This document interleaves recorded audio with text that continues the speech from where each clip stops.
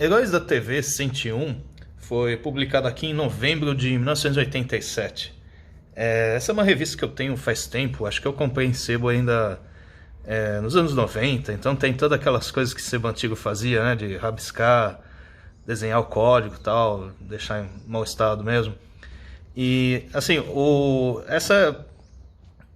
sendo em 1987, o que saía aqui era o começo dos anos 80 da Marvel, que é quando eles lançaram a Capitã Marvel original.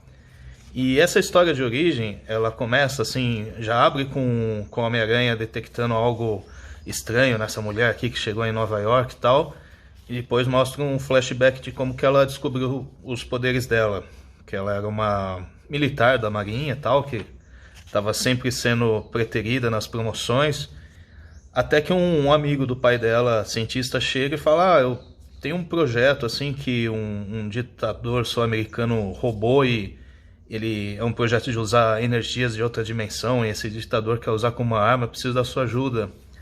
Ela fala: beleza, vou ajudar. Assim, naquela época as tramas eram muito assim simplistas, tal, não tinha muito sentido pegar uma pessoa sozinha assim e ir lá e invadir uma base do ditador que ficava nessa estação de petróleo. E aqui lá ela se infiltra tal, no meio da briga a máquina começa a tirar energia descontrolada da outra dimensão. E daí, para ela interromper a máquina, ela destrói os circuitos e nisso ela é bombardeada com essa energia de outra dimensão. E aí tem assim uns plots também meio toscos da época. Ela tá lá no meio dessa plataforma de petróleo e encontra um depósito que acha umas fantasias de festa onde ela faz a primeira versão do uniforme dela, assim. É muito tosco as coisas dessa época, assim. Mais pra frente, essa personagem ela foi desenvolvida legal, mas essa história de origem dela é mais fraquinha mesmo. O que a Marvel faz de interessante é que ela, depois que ela tem essa primeira luta, ela vai para Nova York, os poderes dela estão meio descontrolados, ela está com medo de absorver muita energia e explodir, então primeiro ela procura o Quarteto Fantástico e depois os Vingadores. Só que ela acaba meio fritando todos os circuitos no caminho, só depois o Tony Stark consegue sugar a energia dela o suficiente para parar o processo, estabilizar o processo. Mas o interessante disso é que, assim, por mais simplista que seja a história de origem, o que dava certo é que, assim, eles já apresentam essa nova super-heroína pro Homem-Aranha, pro Quarteto Fantástico e pros Vingadores. Então ela já começa de forma mais entrosada, assim, com todo mundo. É uma pena que, a partir dos anos 90 e começo dos anos 2000, o pessoal esqueceu dela, que era uma personagem mais interessante, e acho que ganhou outro nome e tal, se perdeu mesmo. Seria legal ter ela de volta desse jeito, exatamente.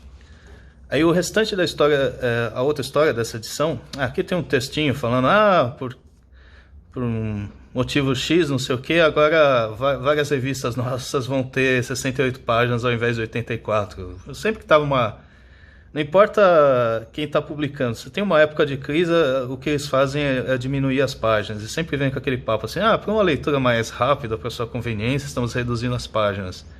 Isso aconteceu depois com DC Light lá, que as revistas ficaram com 50 páginas. É sempre ruim revista diminuindo de página. Pelo menos voltou a ter 84 páginas algum tempo depois.